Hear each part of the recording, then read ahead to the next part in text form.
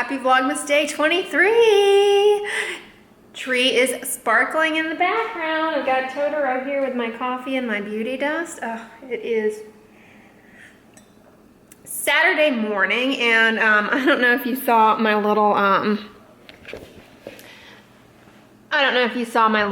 soldier boy here. If you'll recall, I mentioned he needed his nose fixed, but I haven't gotten my act together to get some crazy glue, so I need to do that before I put him away. But he's kind of there with no olfactory system, so that's okay. But yeah, I misted my tree with that yoga mist. I'm looking down. This Oracacia sweet orange and peppermint. It's really doing wonders for making the tree smell festive. I love this stuff. Thank you so much, whomever sent this to me. I'm really enjoying it. And let's see. Oh, exciting news, as you maybe can tell from the thumbnail and title and whatever of the video. I'm not sure at this point. Today we're going to see the Nutcracker. That's kind of why I splayed him out like that in his split, reminiscent of the party scene where the Harlequin dolls come out and dance. Fun fact, that was my role when I was in the Nutcracker. I was one of those little dolls that came out and did the dance. I really loved that role a lot. It was probably one of the funnest parts of the Nutcracker that I did. That, and I really enjoyed the flutes or marzipan, depending on which Nutcracker you are watching, Balanchine or other. Just had a little hiccup there. But I fired up my second peppermint meringue Tuscany candle. I'm absolutely adoring the smell of that, by the way. You know, and it's gonna span into January, no problemo. I'm fine with chocolate and peppermint all year round, but it's a good January scent. And I've also got my Whole Foods mistletoe mint candle zhuzhing back there. I kind of like that one. I'll show it to you guys in a minute if I remember. I'm gonna whip up something to eat. It's about late mid-morning and I haven't eaten yet. And then I'm gonna head out to my mom's and we're gonna go to the Nutcracker. It starts at 2, so we'll probably leave, I don't know, maybe around 1 o'clock. But technically the library books are due today that I have. However, I didn't want to have to make a trip to the library. This is so greedy. So I simply renewed them. Even though I finished reading Arcadia and enjoyed it. And I haven't really been looking at the vegan cookie cookbook or the how to sprout beans and shoots and popcorn shoots book. I would say religiously. I have a lot of reading material that I go through every day. But I just kept them because I didn't want to take them back and you know, make the trip to the library. It's kind of a little out of the way. And I do really enjoy them, but that's kind of greedy, right? I mean, just out of my sheer laziness, I'm keeping them from the world. I don't know. I should be more generous and not keep them to myself. But sloth is making me impact the literary footprint, if you will. Anyways, what is going on? I'm here. I've got my coffee with beauty dust. I'm on cup number 2. I'm responding to you guys' comments because, all right, I have to update you on this. That yogi tea that I got in my Kroger haul the other day and I was so enthusiastic about. All right, this is the yogi caramel tea, for those of you who are wondering and missed that vlog. That tea, as I said on my way to the grocery store, I'm not really a fan of rooibos, okay? But I was so enthusiastic that I saw the caramel there. I just picked it. I've heard wonderful things about it. I really thought I would love a caramely flavored tea. I just bought it, right? I didn't even read anything on the labeling. Get it home and brew it up that night before bed because it's a decaffeinated tea. And I go to taste it and I'm like, ugh. This does not taste like caramel whatsoever. I was so disappointed in the taste of it.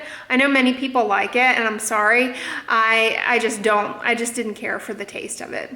It was fine. I drank it, and it tastes good. I'm not gonna. It's not that it tastes bad. It's just I was expecting like a caramely kind of spiced tea, and it tasted like a rooibos. Well, I look at the label, and that's what it is, rooibos. I mean, for me, I just don't like rooibos tea. Okay, so I was like, fine, whatever. I finish it, and probably about 5 or 6 seconds after I finished it, I would say, maybe a minute, I'm exaggerating, 5 or 6 seconds. A minute after finishing the first cup of tea, I was drinking this maybe, I want to say around 11 o'clock, 10:30 at night, and 10:30, 11 o'clock at night, working on the computer. And all of a sudden I was like, boy, I'm exhausted. I guess I'm going to check in. And I got in the bed and zonked out, okay? So it's like a bedtime tea, and it's supposed to help with sleep. Yeah. So I had it again the following night, and I don't know if that was too much yogi tea in my system, but your girl was out last night. I mean, I was out cold, so much so that, like, you know, normally I stay up and try and get to as many comments as possible. I didn't even get to comments last night because I was basically comatose from that tea. I don't think I could drink it. Tea, I don't know. This yogi is too sensitive to L-theanine. I don't know. I guess maybe it just overloaded my system with too much serotonin. I mean, who knows? Comment below though. Have you ever had this yogi tea, and is it that soporific, or am I just hypersensitive to it? Save it up for, you know, a rainy day. If I ever need to have my appendix out and I want to help the anesthesiologist along, that's what I will do. Brew up some of that yogi tea. My goodness. But all right, so really quickly, this is what I am eating before I head on out to meet my mom to go to the Nutcracker. It is a 1/3 of a cup of rolled oats with 1/4 of a cup of just plain brown lentils, cooked together in just like plain water with cinnamon and like a few raisins to sweeten it. And then I added in a teaspoon of the Navita's Lucuma powder. I totally love this stuff, guys. It like gives everything like a caramely sweet taste to it, and it's very low sugar. I did a teaspoon, so that's just like 1/2 gram of sugar. And then instead of adding almond milk, I just added a teaspoon of this coconut milk powder that I get on iHerb and or Vitacost. I love this stuff. It's so convenient. It's great to add to stuff when you want to make it like creamy, but you don't want to add liquid. This stuff is awesome. Some people use it in their coffee as non-dairy creamer, but I don't like to add creamer to my coffee. I just like drinking it black. But anyways, yeah, I recommend this stuff. It is awesome.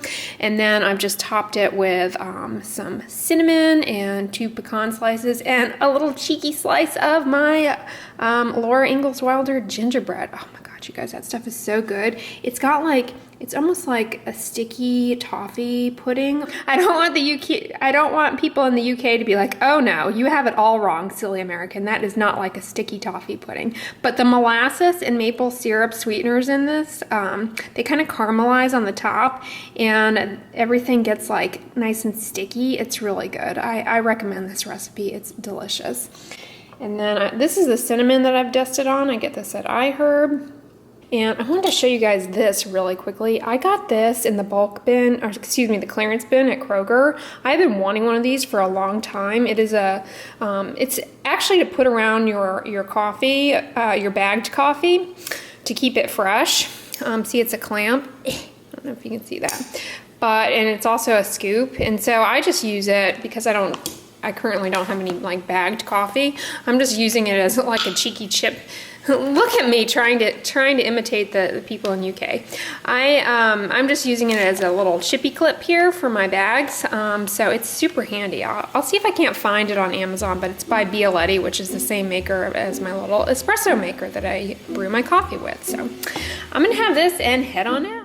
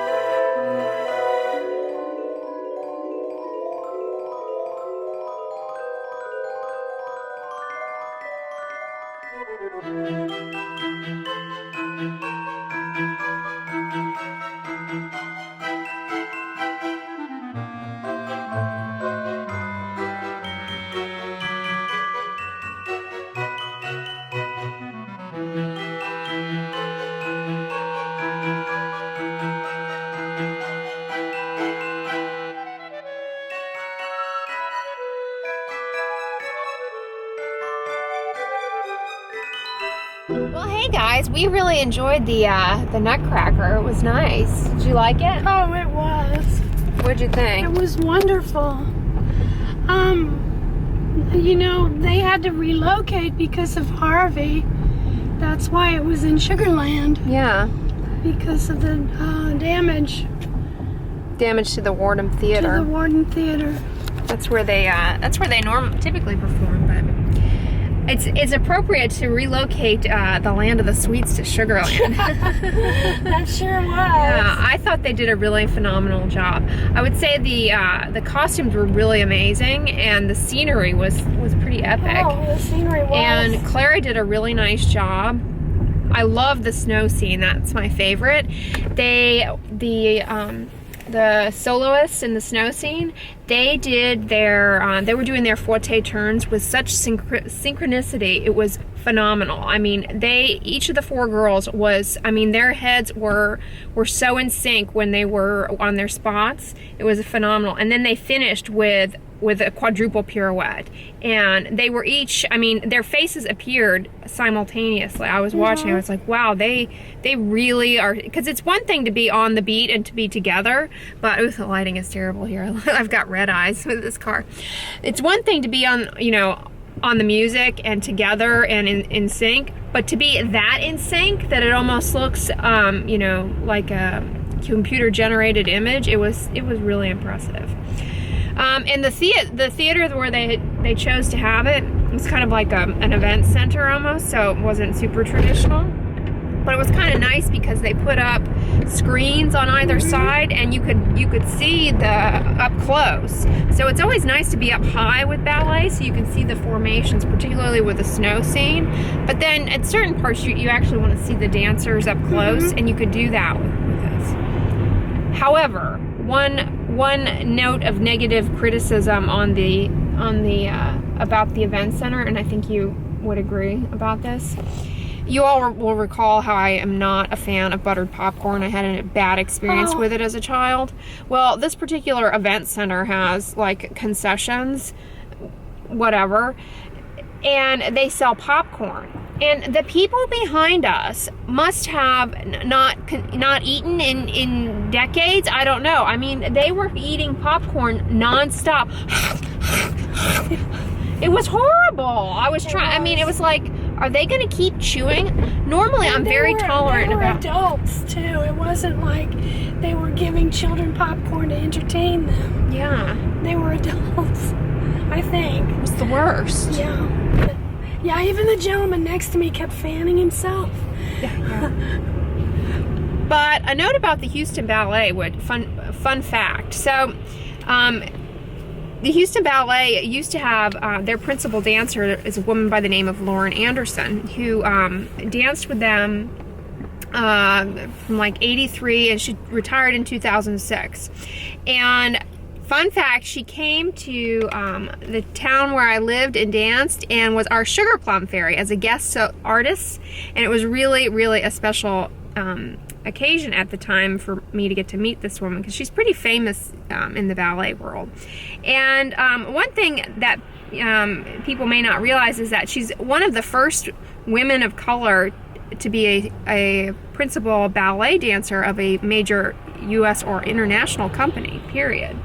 And she now has an exhibit. They now have an exhibit on her in the Smithsonian. Isn't that cool? I would Lauren love to see that. And I got to dance with her. I feel like such a fan moment. But she was so nice. Yeah. I remember, and she was so good with the young girl. The girls. Yeah. Because as a role model, she really, she took time. She did take time. She was very warm. Very warm person. And we're back.